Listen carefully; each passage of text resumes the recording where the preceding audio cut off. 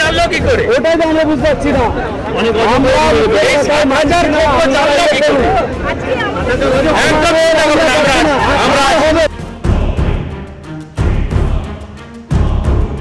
সোমবার নেতাজি ইন্ডোরে চাকরিহারাদের সঙ্গে বৈঠক করেন মুখ্যমন্ত্রী, আর তা নিয়ে ইতিমধ্যেই শুরু হয়েছে বিতর্ক।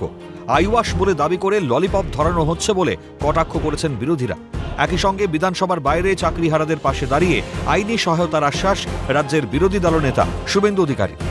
নেতাজি ইন্ডোরে মুখ্যমন্ত্রীর সঙ্গে চাকরিহারাদের বৈঠকের একটি পাস দেখিয়ে বিরোধী দলনেতার তোপ। মাত্র ৭,০০০কে যোগ্য বলে দাবি করা হচ্ছে শাসকের তরফে। এটা কিভাবে হতে পারে? এরা ভলেন্টিয়ারি সার্ভিসও দেবেন না, এরা সিভিক টিচারও হবেন না। আইনি লড়াইয়ের পাশে থাকার আশ্বাস দিয়ে বিরোধী দলনেতা বলেন, টাকা লাগবে না, বিজেপি এমএলএরা তাদের ১ মাসের বেতন দিয়ে দেবেন। তিনি আরো বলেন, ১৬ বার শুনানি হয়েছে, মুখ্যমন্ত্রী যদি যোগ্যদের তালিকা দিতেন তাহলে আজকে এই দৃশ্য দেখতে হতো না বাংলায়। উপস্থিত বিজেপি বিধায়কের গলাতেও কার্যত একই সুর। আমি বলছি এই ৭,০০০ কি করে যোগ্য বলছেন? এই যে ৭,০০০ যোগ্য কি করে বলছেন? এদের ইন্টারেকশন হলো না। আপনি প্রথম দিন বললেন ২৬,০০০ শুনবো, টেন্টেড কারা তো অভিজিৎ গাঙ্গুলি বলে গেছে। এরা ভলেন্টিয়ারি সার্ভিসও দেবে না, এরা সিভিক টিচারও হবে না। আমরা চাইছি আমাদের 11 ওই মাসে পাবলিশ করা প্রকৃত যোগ্যদের তালিকা দাও। ওই কে অযোগ্য কে অযোগ্য আপনারা ইন্ডিভিজুয়াল রিড করুন, আমরা লয়ার আমরা আপনাদের যাকে চাইবেন লয়ার দেবো, টাকা লাগবে না।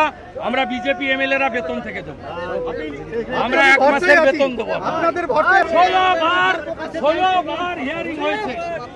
আপনি যদি যোগ্য তালিকা দিতেন আজকে এই দৃশ্য দেখতে হতো না বাংলায়। করেছিলেন আজকে সুপ্রিম কোর্ট হাইকোর্টের রায়কে বহাল রেখেছে, ফলে আজকে উনি বিপদগ্রস্ত। তাই এখন এদেরকে ডেকে আইওয়াস দিচ্ছে এবং বলছে আমার সামনে অপশান আছে। অপশান কি? ওই প্যারা টিচার হিসাবে দেবে বা ওই এসএসসি, তো এই জাতীয় যে সমস্ত কাজ আছে সেখানে ১০,০০০ টাকার মাইনে কাজ দিয়ে দেবে। এটা হয় একটি নির্দিষ্ট পরিকল্পনা ছকে এই মিটিংটাকে ডেকে ক্ষোভটাকে প্রশমিত করতে, ললিপপ ধরিয়ে দেওয়ার জন্য এই ধরনের সভা এখানে হয়েছে। পাশাপাশি সময়সীমা বেঁধে দিয়ে শুভেন্দুর হুঁশিয়ারি, যোগ্যদের তালিকা সুপ্রিম কোর্টে পেশ করতে হবে, আর তা না হলে আগামী ২১ এপ্রিল নবান্নে দেখা হবে। উনি সুপ্রিম কোর্টে রিভিশন পিটিশন করেছেন, উনাকে যোগ্য তালিকা সুপ্রিম কোর্টে জমা করতে হবে।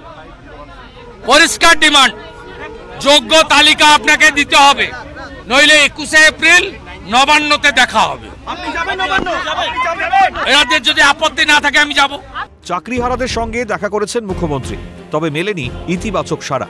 মুখ্যমন্ত্রীর বিরুদ্ধে ক্ষোভ উগরে দিয়ে চাকরিহারারা বলছেন, শুধুমাত্র রাজনৈতিক দলাদলিতে চাকরিটা চলে গেল। রাজ্যের বিরোধী দলনেতার কাছে চাকরিহারাদের আবেদন, জাতি ধর্ম রাজনীতি ভুলে সসম্মানে চাকরিটা ফিরিয়ে দেওয়ার পাশাপাশি ওএমআর শিটের মিরর ইমেজ প্রকাশ করা হোক।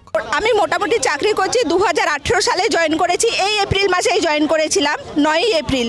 আজকে এত বছর, ৭ বছর আমার চাকরি। আপনি বলুন, শুধুমাত্র রাজনৈতিক দলাদলিতে আমাদের চাকরিটা চলে গেল। আজকে আমাদের এত অসম্মানও কি প্রাপ্য ছিল বলুন তো? বিরোধী দলের নেতার কাছে আমরা এটাই চাইছি। আজকে মমতা ব্যানার্জি আমাদের সঙ্গে দেখা করেছেন, কিন্তু আমাদের উনি পজিটিভ কিছু আশ্বাস দেননি। ওই মহিলার কাছে আমরা কিছু আশাও করি না, কারণ আজ পর্যন্ত উনি বিশ্বাসযোগ্যতার কোনো কাজই করেননি। আমরা একটা কথাই বলতে চাই, জাতি ধর্ম সবকিছু ভুলে, রাজনীতি ভুলে আমাদের চাকরিটা সসম্মানে আবার স্কুলে ফেরত যেতে চাই, এটুকুই কাম্য। আমরা বলতে চাইছি যে যারা যোগ্য তারা যেন প্রত্যেকেই সসম্মানে চাকরিটা পায়, মানে ফিরে পায়। উনি আর কি করবেন? যখন করার ছিল ৩ বছর ধরে উনি চুপচাপ ঘরে বসেছিলেন, ঠান্ডা ঘরে বসে বসে আরাম করেছেন।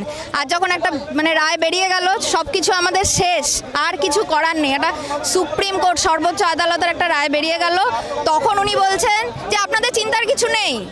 তাহলে চিন্তাটা কখন? বিরোধী দলনেতা হিসেবে আমাদের এটাই আবেদন থাকবে যে যে করে হোক এসএসসির কাছে, সরকারের কাছ থেকে আমাদের ওএমআর শিটগুলো প্রকাশ করা হোক। ওএমআর যে স্ক্যান কপি, মিরর ইমেজ, ওগুলোকে প্রকাশ করুন। আমরা আর কিছু চাই না, আমাদের আর কিছু চাওয়ার নেই। সম্মানে আবার পুনর্বহাল হতে চাই, এর বেশি আর একটি কথাও না। সুপ্রিম কোর্টের এক কলমের খোঁচায় চাকরিহারা প্রায় ২৬,০০০। আদালতের রায়ের পর এখন শুধুই হাহাকার। এখন দেখার, মুখ্যমন্ত্রীর সঙ্গে বৈঠক, বিরোধী দলনেতার আশ্বাসের পর চাকরিহারারা সসম্মানে নিজের স্কুলে ফিরতে পারেন কিনা। ক্যামেরায় জনি মণ্ডল ও নিখিল দাসের সঙ্গে অভিরূপা হাজরা ও সায়ন্তন ভট্টাচার্যের রিপোর্ট, ক্যালকাটা নিউজ।